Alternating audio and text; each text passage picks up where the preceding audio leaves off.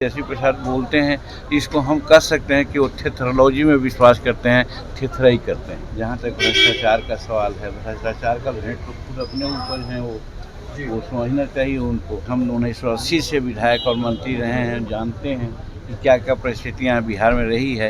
नमस्कार, स्वागत है आपका लाइव बिहार में। मैं आपके साथ संजीव सिंह। देखिए, भारतीय जनता पार्टी ने 25 जून को संविधान हत्या दिवस मनाने का फैसला लिया है और इसको लेकर के जब अभी पूर्व सीएम और वर्तमान में केंद्रीय मंत्री जीतन राम मांझी से सवाल किया गया तो जीतन राम मांझी ने इस फैसले का स्वागत किया और साफ तौर पर कह दिए हैं कि वो दौर हमने देखा है, किस तरह से लॉ एंड ऑर्डर को तार तार कर दिया गया था, पत्रकार की स्वतंत्रता को छीन लिया गया था और साथ ही साथ तेजस्वी यादव जिस प्रकार से लगातार पुल गिरने के मामले को लेकर के ट्वीट कर रहे, इसको लेकर के उन्होंने कहा कि तेजस्वी यादव थेथर हो चुके हैं और भी क्या कुछ कह रहे हैं जीतन राम मांझी। पहले उनकी बयानों को सुनिए। 30 जून को संविधान हत्या दिवस मनाने का फैसला लिया है, इसको कैसे? बहुत स्वागत योग्य फैसला है, क्योंकि उस समय हम लोगों ने भी इसको देखा है, साथ रहते हुए भी भोगा है और मानसिक रूप में भी ये समझते थे कि जनतंत्र और जमहूरियत की हत्या है और संविधान की हत्या करने वाले, संविधान की खिलवाड़ करने वाले लोग उस समय संविधान को भूल गए थे और संविधान को इस रूप में उन लोगों ने ये किया कि सारी स्वतंत्रता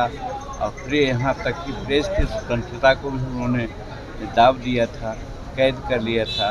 तो वैसी परिस्थिति में उसकी बरसी मनाने की बात 25 जून कही गई है, ये बहुत स्वागत योग्य है, ताकि जनता को बतलाया जाए, मैंने एक तरह से उनको सुनिश्चित करवाया जाए कि भविष्य में इस प्रकार की कोई बातें नहीं हो, इसके लिए जनता सजग रहे। सर, बजट आने वाला है, क्या कहेंगे? बिहार को विशेष राज्य या फिर विशेष पैकेज मिलना चाहिए? देखिए, विशेष राज्य का जहाँ तक सवाल है, जब नीति आयोग ने फैसला कर रखा है कि हम विशेष राज्य की दर्जा किसी को नहीं देंगे, तो वैसी परिस्थिति में विशेष राज्य की बात जो हम लोग करते हैं वो मेरे समझ से उचित नहीं लगता है। हाँ, रही बात कि बिहार गरीब है, बिहार में हर तरह से सहायता की आवश्यकता है और इस रूप में प्रधानमंत्री नरेंद्र मोदी जी कटिबद्ध हैं।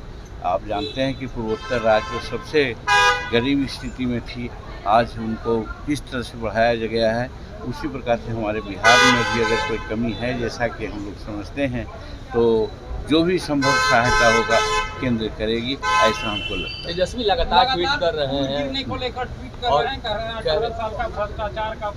भ्रष्टाचार का मीनार है। देखिए, तेजस्वी प्रसाद जी को तो बोलने का कोई अधिकार नहीं है। जहाँ तक भ्रष्टाचार का सवाल है, भ्रष्टाचार का भेंट तो खुद अपने ऊपर हैं, वो समझना चाहिए उनको।